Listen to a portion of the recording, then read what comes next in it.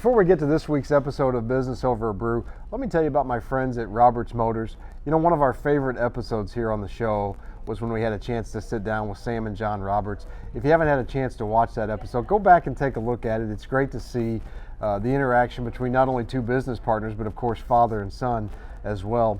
They really epitomize what a local business is all about.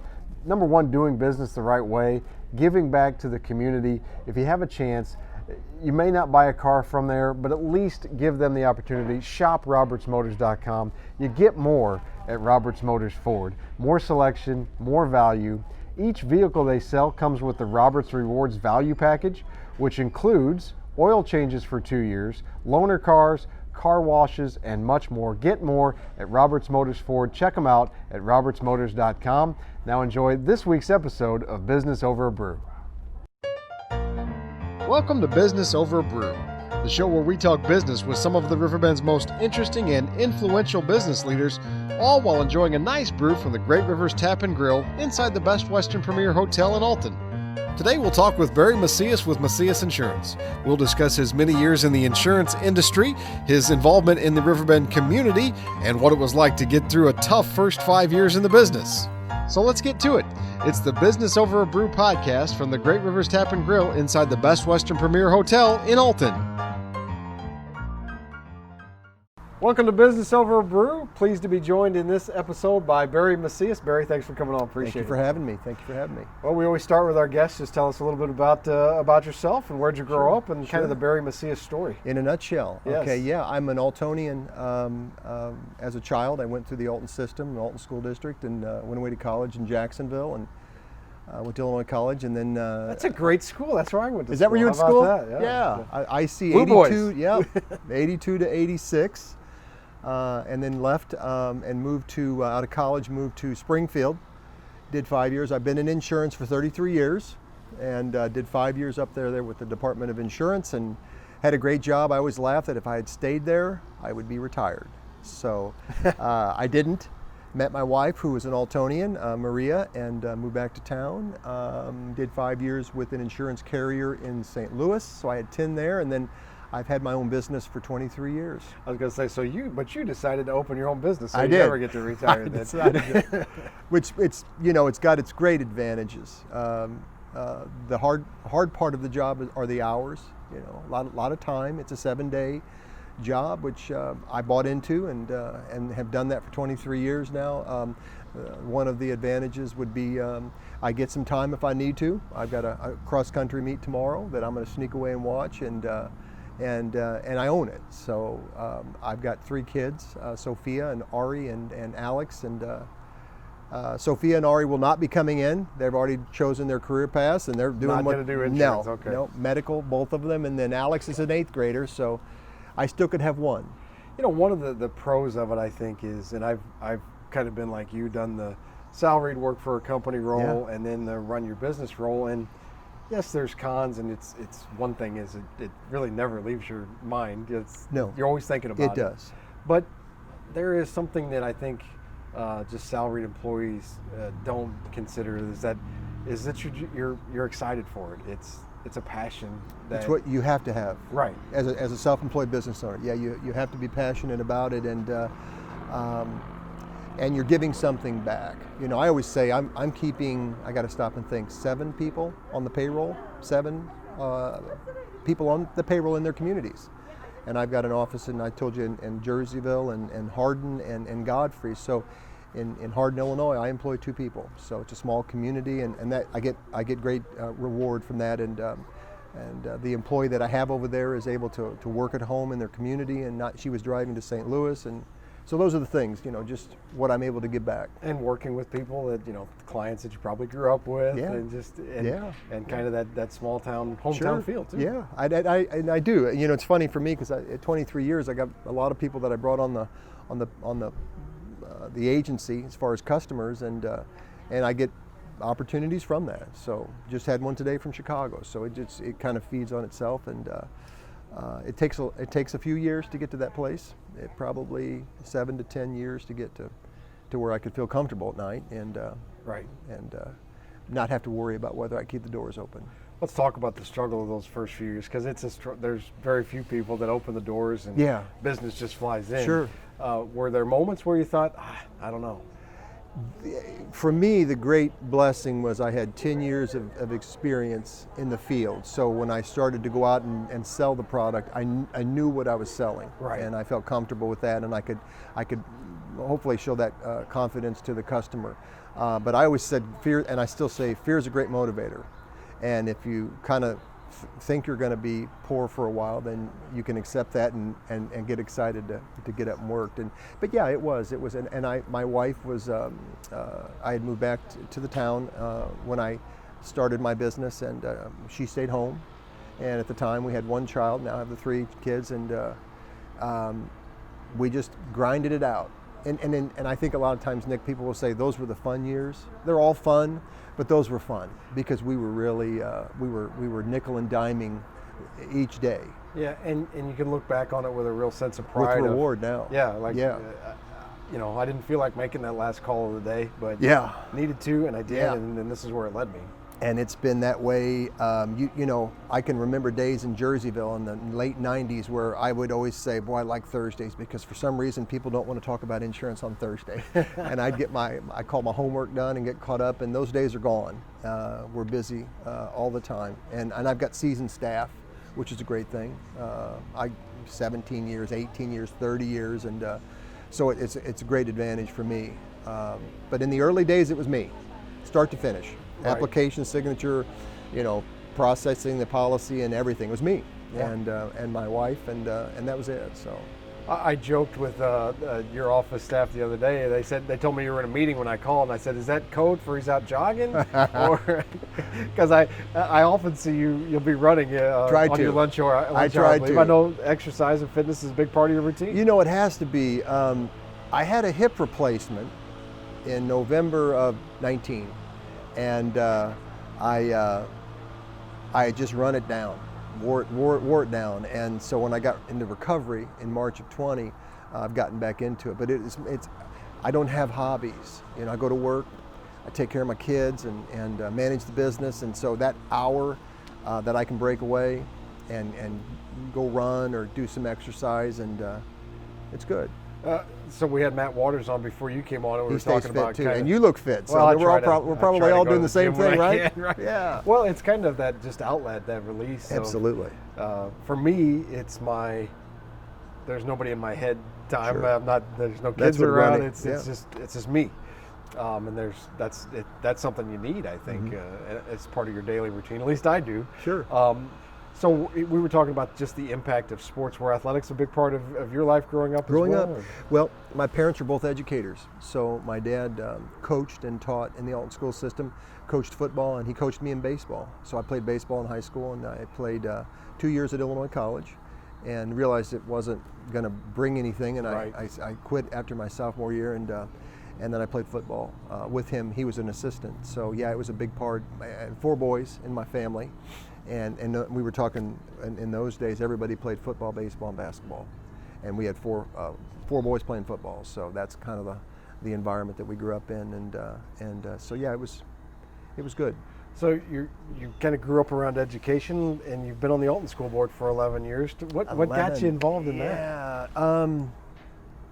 Well, having parents in public education was important, and I think just being in a community, I see what parts are going to make the best impact in the community.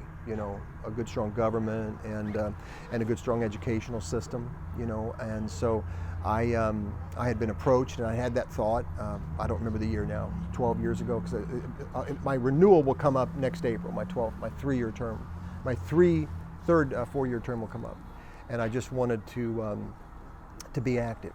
So, and I've stayed with it, and it's had its moments, and it's kind of like being self-employed. If you enjoy what you're doing, it's really not a job, right? And that's how it's been. And we've got a great administrative team right now, in Christy Baumgartner and Elaine Kane and Dr. Wendy Adams, and so I've got to make a decision in April if I'm going to sign up for 4 more years, and they will be the leaning and the tipping point for me.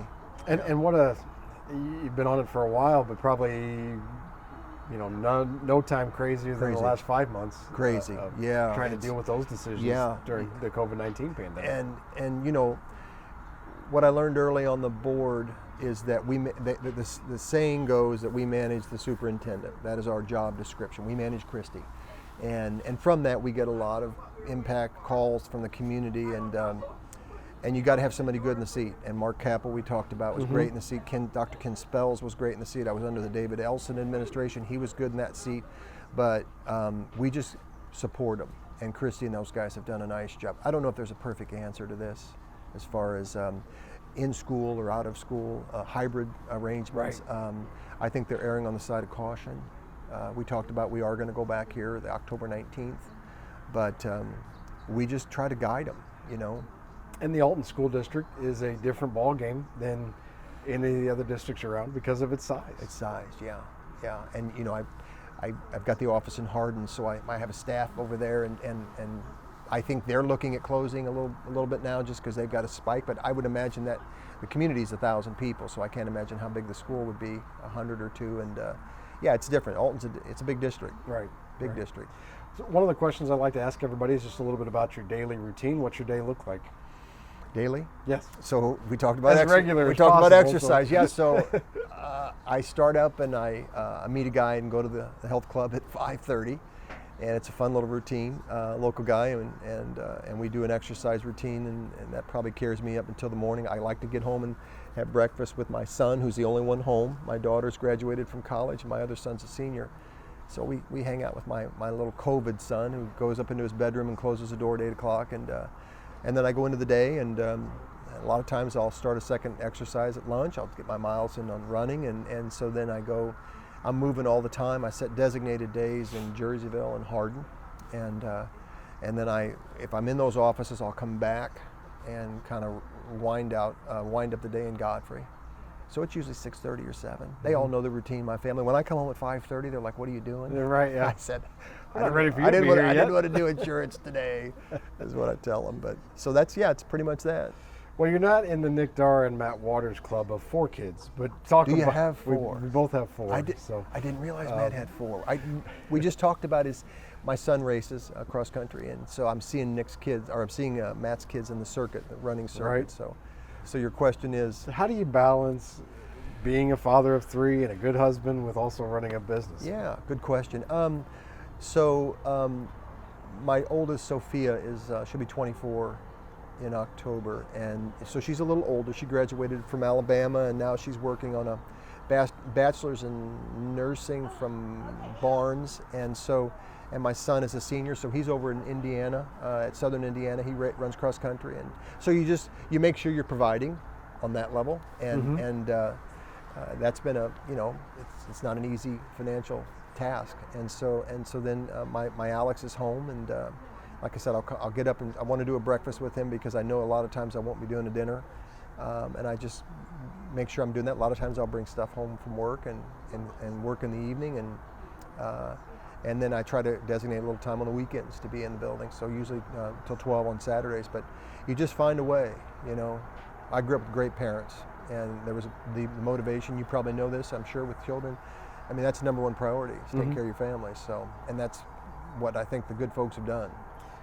Couple minutes left with Barry Macias. One question we always ask is any advice you would give to young entrepreneurs, or maybe not young entrepreneurs, but new entrepreneurs or struggling entrepreneurs trying to get through those early stages of it? I could put a lot of responses to that. It's funny. I told a young lady this who took a job with a local business here. I said, just remember, you can only eat an elephant one bite at a time, and was given to me, and I'm like, just try to figure that one out, because it's a big task, and then I'm always telling people it's a marathon and not a sprint. And so the biggest thing for me would be looking back to say, do what you enjoy doing, because I think so many people are not doing a career that's satisfying to them. And so do what you enjoy doing, and just remember that it's a long process. I've got a kind of a producer / partner that's came in, and I honestly don't remember how long Matt's been there. I'd say 11 years, Matt Van Voris, and I just keep saying to him, don't get discouraged by a good month and a bad month and setbacks, because you're always going to have them. And then eventually it just gets a little bit easier in life, and you got enough to worry about with children and all of your outside duties, and just be patient. And we'll finish up with this, just a quick shameless plug for Macias Insurance. Shameless plug for Macias. To me, it's value-added service. Okay, I've talked about my length in the profession, and I know that I have Jerry Stutz. I'm so bad with this. I'd say 17 years, Brenda Boston 16 years, Matt's 11 years, the Hardin office 30. So it's just, we've got stability. And I talked a little bit earlier about the school board and community stuff. And I see this in all phases of business. You probably talk, the radio business.